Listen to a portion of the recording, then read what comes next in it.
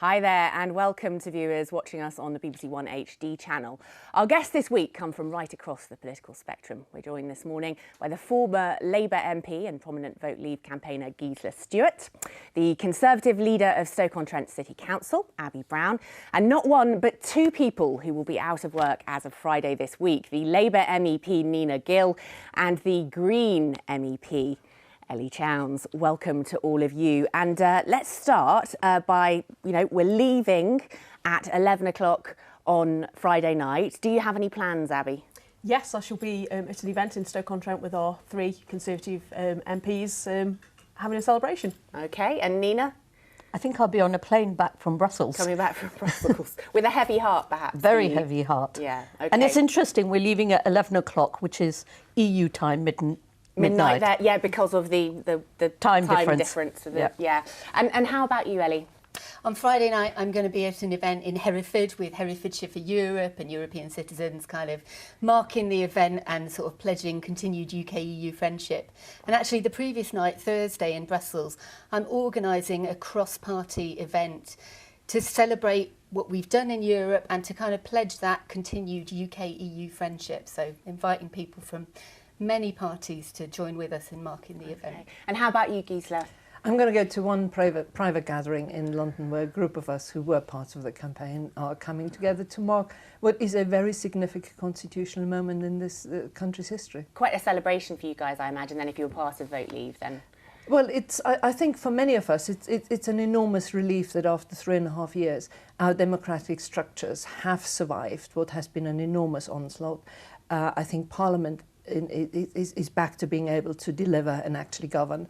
So it's been a tough time, but I think we are back on cue to make decisions, which what people expect from politicians. Indeed. Well, we still have a sort of an intense period of 11 months of transition now going forward. But in the meantime, there has been some other things happening this week. Let's take a look.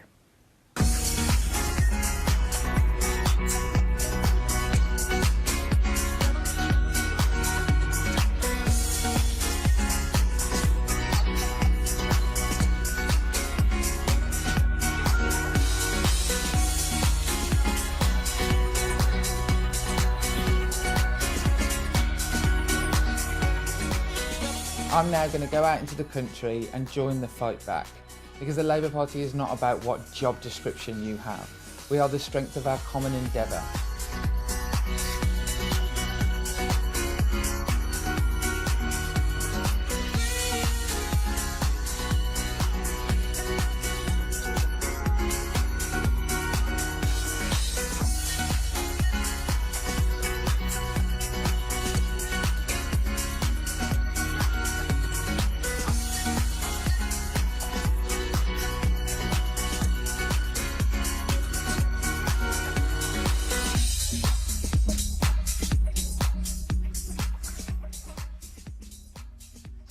And we saw there at the end that leaked report of the independent review from Michael Oakervey into HS2 that sort of says, on balance, according to the leak, that the project should go ahead. We're just looking at some of the Sunday papers this morning. You can see the reaction. We've got the Sunday Telegraph. HS2 con will cost taxpayers billions. And then if we have a look, try and hold on to everything here. We have a look here at the Observer. It says, revealed 12 billion bill for scrapping high-speed rail link. So, Ellie, I mean, I know you're an opponent of high-speed rail, of the HS2 project. But, I mean, really, as this article in the Observer points out, there is also, even if the project were to be cancelled, there would be a massive implication, wouldn't there, in terms of, 12 billion bill for a project that we would then scrap. It's true. Quite a bit of money has been spent on it already. About wasted. 8 billion. It would be wasted, wouldn't it, if we stopped? Yeah, but you've got to say, that's the sunk cost fallacy, right? Do you continue throwing good money after bad? Because we'd spend 10 times what we've already spent on building a project that, in my view, is a complete white elephant. Now, you started off saying I'm an opponent of high-speed rail. I'm absolutely not. Aren't you? No, I'm a massive fan of high-speed rail. I travel every week on high-speed rail to my job in Brussels. I'm a really big fan of high-speed rail. But just not here in the UK? No, HS2 is the problem. It is massively over-engineered. It's designed to be the fastest ever high-speed rail link, and as a result, it's by far the most expensive. When I looked into the details of this about 6 months ago to really make sure I understood the project, I realised it's 5 times more expensive per kilometre than the average high-speed rail project done over the last 10 years. So that's fine. We're not particularly good at big infrastructure projects in the UK, but isn't the answer then just to evolve the project, to change it maybe if necessary, not to scrap the whole thing, because we need the extra capacity on those lines? This is not a good way to solve our capacity problems. We've got capacity problems not just between London and Birmingham or between Birmingham and the north. We've got capacity problems on the whole network, including all of those commuters from all over the West Midlands trying to come into Birmingham. I experience that myself every day in my previous job. This is a waste of money. That money could be much better spent on things like electrifying the entire UK rail network, improving capacity on commuter lines, and possibly in the future building a high-speed rail link, but the one that is designed to be good value for money. This is terrible value for money, HS2. Nina, what's your view? I think connectivity in UK is really bad. And, you know, we are one of the worst connectivity in Europe, and we really need to address it. And I think, you know, what does it say, as you said, about Brexit Britain, if you can't even manage to deliver the kind of connectivity you need to succeed? And so I think it's important that you look at the project, you review, and you try and find ways of curtailing, finding some cost cutting, but it should go ahead. You would like it to go ahead. And Abby, I mean, I know this has been a bit of an issue in Stoke-on-Trent because people basically want it to stop there.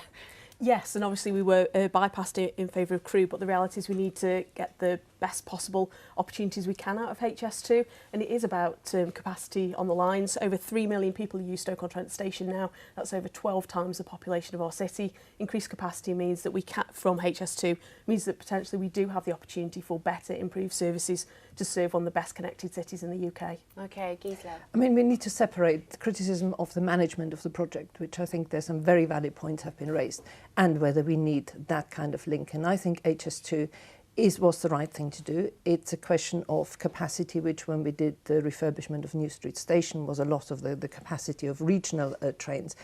But then, unless you complete it after Birmingham and do the Y function, which allows across in the north, your Leeds and your Manchesters and all those, it will be pointless, you're quite right. And if we're going to later talk about our carbon footprint, if we are serious about our public structure, public transport, the structures and the capacity, then something like that is absolutely essential for it. Can I just point out Very quickly. the evidence shows that the carbon footprint of HS2 will not be repaid for more than 100 years. It is a high carbon project. It is not an ecological project by any stretch of the imagination. But then, you know, people say there's conflicting messages because then other people are saying, look, we've got to be using more public transport.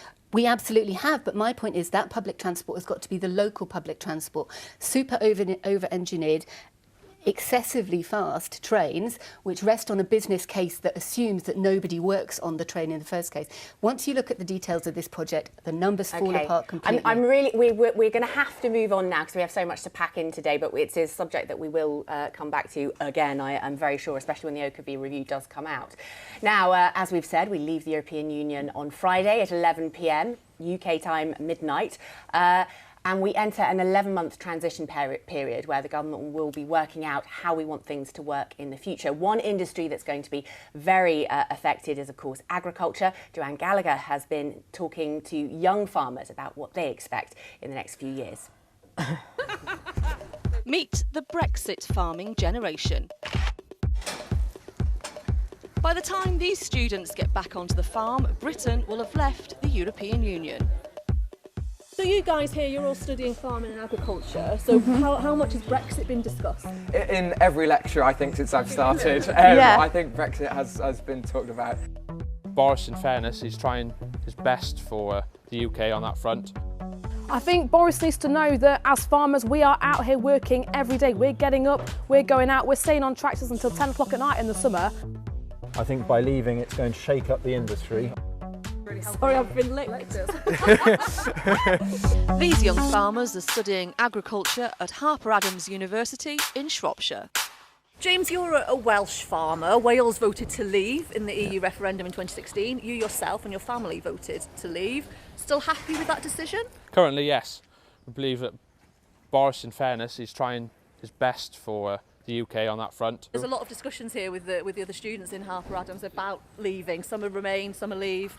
Yes, yeah, it's quite funny when you start talking to people, especially when you had a couple of beers or something. You know, people get a bit strong opinion about it, and yeah, you can get a bit heated. Are you in the minority? Are there more leavers or more remainers? I don't know, because no one's really wants to talk about it. You have to wean it out of people. I'm quite open, I'm quite happy to say I was leaving.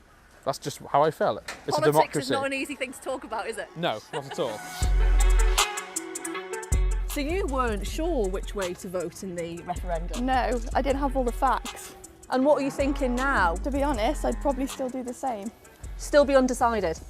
Yeah, I think until we've got the bill written and everything, final decisions made, then I think that's when we should make the decision whether to leave or remain. And as we try and get a withdrawal agreement done and Boris Johnson's looking and trying to work out how to help you as farmers, if you could say to Boris now, this is the one thing we really need, what would you say to him? I'd say we need some support. We need some real support. We need some backing as a country. And are you confident that there's still an industry in the future for you Definitely, and for other young farmers? Absolutely, definitely. Like, what a time to be alive. What a time to be at university. We've gone through immense change.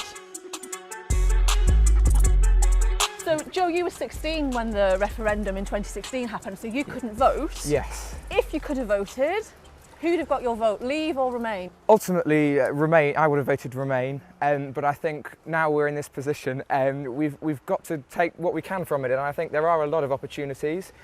For me, from a dairy background, you know, we're only 80% self-sufficient, so there are going to be a hell of a lot of opportunities for the dairy sector and for all the different sectors within agriculture. So Jess, is it dinner time here, or what are the cows doing? So actually, this is our menu area. You're a fourth generation farmer. What are your concerns post-Brexit? Well, I mean, don't like to use the word concerns, I like to use the word opportunities. So I'm quite an advocate for a bit of agri-tech, incorporating drones in agriculture. I want to see a lot of investment, and that's where we need the government to step up and make sure that we're getting the funding as farmers and food producers, so we can then go out and we can do those extra things. So plenty of challenges ahead for the generation Brexit farmers of tomorrow. Joanne Gallagher reporting. So Gisela, I mean, obviously you were campaigning for this to happen. It's happening, and it's you know, it's going to be a big change for many industries, including agriculture. Did you envisage how you thought it would work? I mean, had you thought that far ahead? Had you thought about the kind of deal that we should have with Europe on agriculture? Because of course they're an extremely important market. I mean, having grown up on a Bavarian farm and essentially realising that when the UK joined in 73, it already had to accept a whole lot of common agricultural policies, which really weren't terribly suitable to the way British agriculture worked. I also saw in the House of Commons that since 2010, when David Cameron thought Europe was dealt with by not talking about it, we as policymakers had no debates on agriculture, we had no debates on fisheries. It was kind of thing where British politicians actually no longer made decisions. And I think the absolutely unique opportunity we've got now is not just look in terms of agriculture, in terms of the environment, in terms of what it needs to do for biodiversity, what it needs to do for food production. And we have to look at that anew. And that is quite, I think, a refreshing challenge for all of us. I mean, for most people, what they would be concerned about is food going to get more expensive? And I guess there will be an inherent tension between maintaining standards, still being able to sell into the European market, which is very important. And at the same time, you hear people like Jacob Rees-Mogg talking about how food can get cheaper because of cheaper imports. I mean, Ellie, what's your view? I think we've got a real kind of a real job to do to defend the food standards that we've got, because people aren't only concerned about food price, they're concerned about the quality of the food. And I think that's the way that we should be going, not a kind of race to the bottom for the cheapest and largest amount of food. We've already got problems of food waste, we've got problems of being overweight and obesity in our country as well.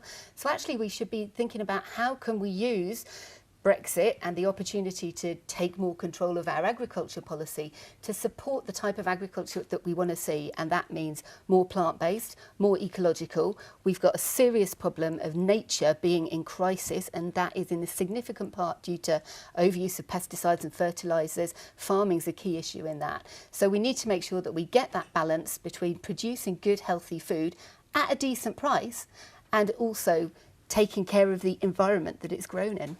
Is that possible, Abby? I mean, I suppose as what I was trying to get at before is there is a bit of a tension between the kind of the idea of the UK getting out there in the world, free markets, potentially kind of lowering standards to be able to make you be more flexible and be able to trade differently internationally, and then also maintaining things like welfare standards, quality?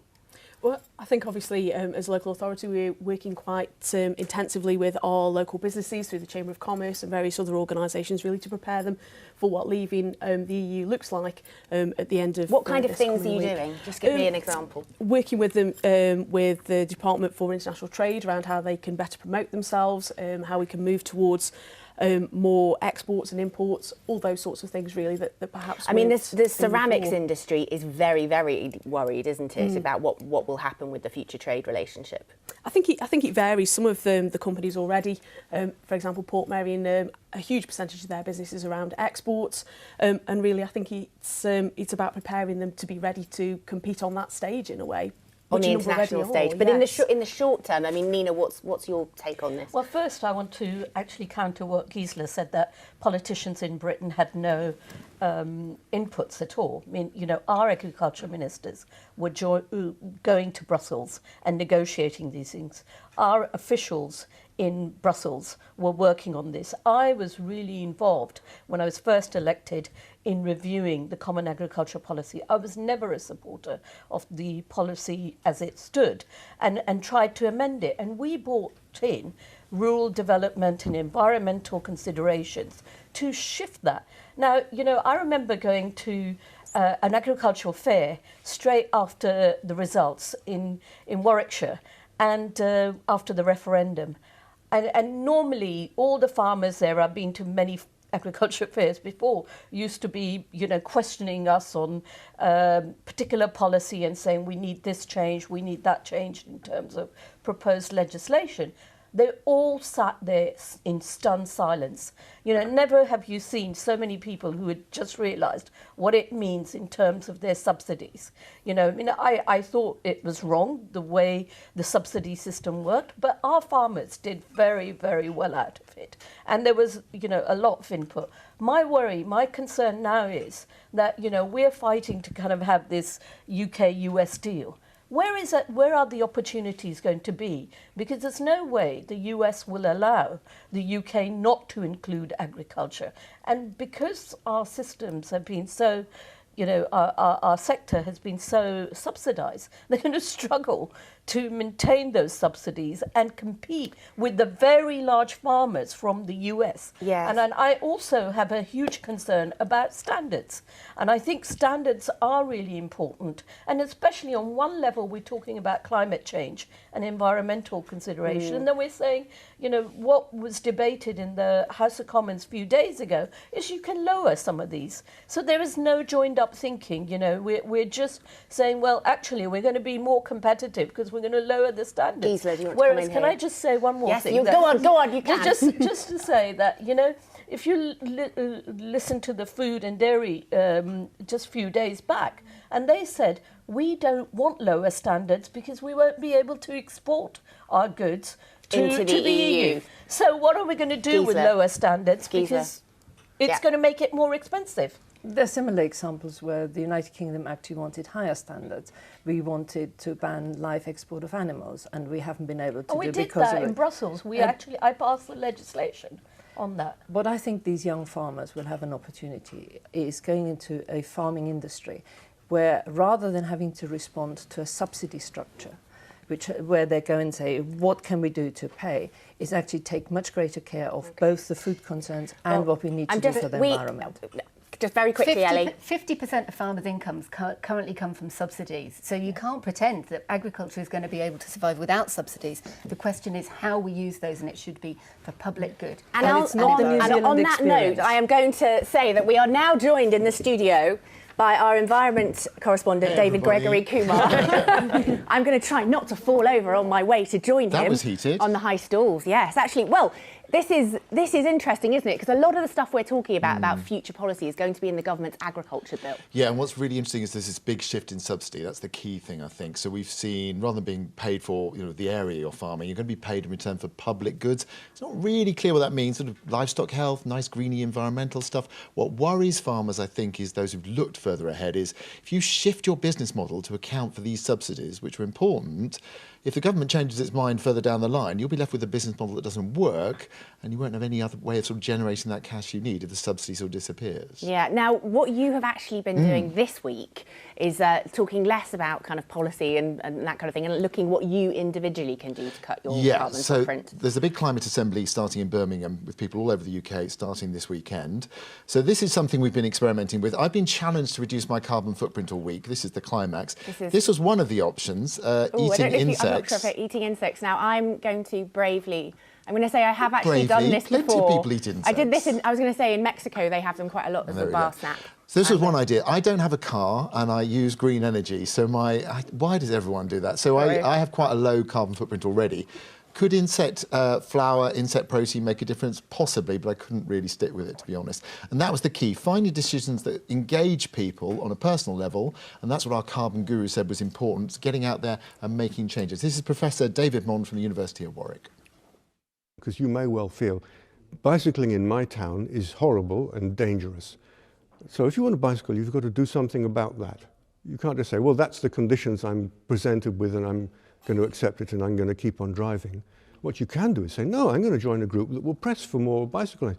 And you will discover lots of other people who want to share this kind of activity with you and who will embrace you with comradely fervour.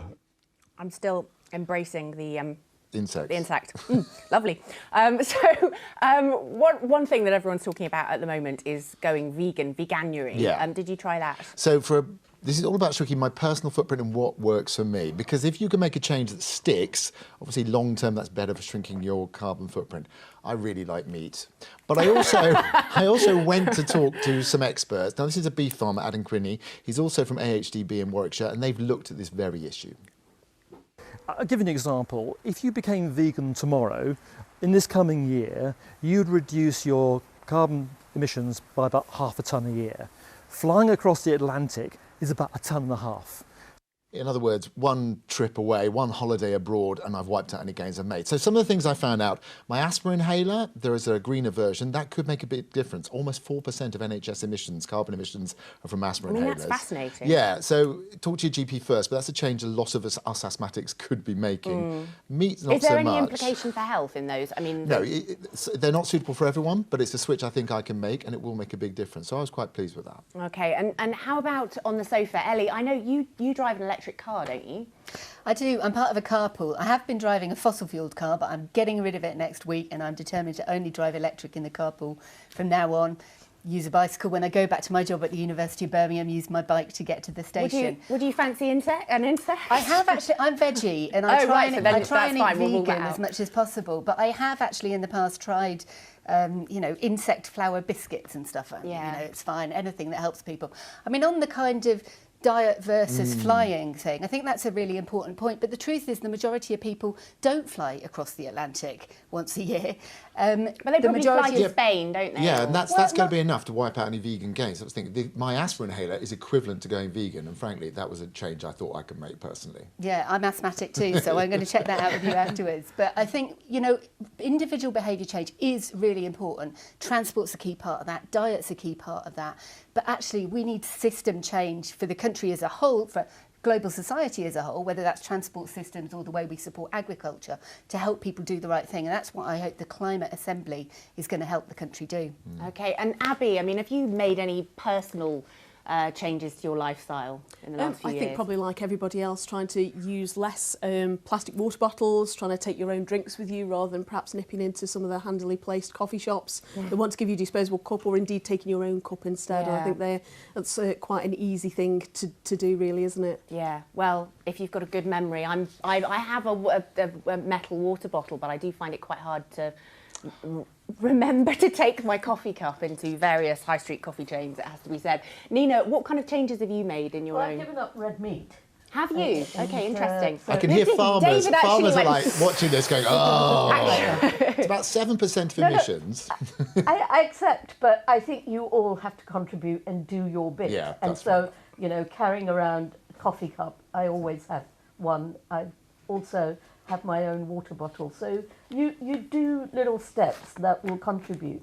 And of course, after 31st of January, I'll stop flying. So might be a good thing. That's one green. That's sort of one positive. Going to Brussels. Yeah, okay. I've been doing it by train all the time. Well, I think Ellie is match, exemplar for what we need to do here. So. And Gisela, how about you? I mean, is it going to be easier or harder to reduce your carbon footprint when we leave the EU? I think leaving the EU will make no difference, but I think what is really important, I mean, I get terribly teased for having a wormery compost in the flat in London. Because, in the flat? Because it's outside on the balcony a bit, because I have this obsession with compost heaps. But much more importantly, I think we need to do policy change and individual change hand in hand. Because in my years as MP, what I always found is that everybody was terribly articulate of what they thought other people should do differently. And you had to go and say, no, what are you going to do differently? And I think unless the individual change fits in with the political pattern change, I think we won't get out of these little niche things of that one thing alone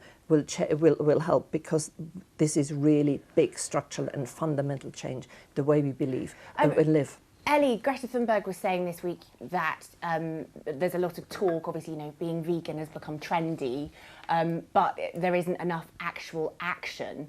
I mean, is that your feeling as well? I think Greta Thunberg's been absolutely right in saying not enough is being done, nowhere near enough is being done. So individual people changing their diet, yeah, but if we've still got an agricultural system that's essentially industrialised agriculture, massive overproduction of meat, then we're going in the wrong direction. If we're taking a reusable water bottle but still flying every week, that's not going in the right direction. So I think she's done a brilliant job, in fact, of kind of waking people up. The movement that she's sparked off kind of accidentally has grown so massively over the last year. And it's been really interesting working in the European Parliament, because I've seen the way that kind of green wave of concern over climate has pushed all of the parties to start to talk about this, to take it on board. Just last week, we had a vote in the Parliament on the Green Deal at European level, which is going to be a really big push for more renewable energy, away from polluting transport systems and so forth. And we'll have to decide whether to mirror that here. And I suppose, David, just very quickly, that's true, isn't it? There does, after the personal stuff, there does have to be some policy stuff here. Yeah, and it's boring stuff. It's about boilers and insulation, how we heat our homes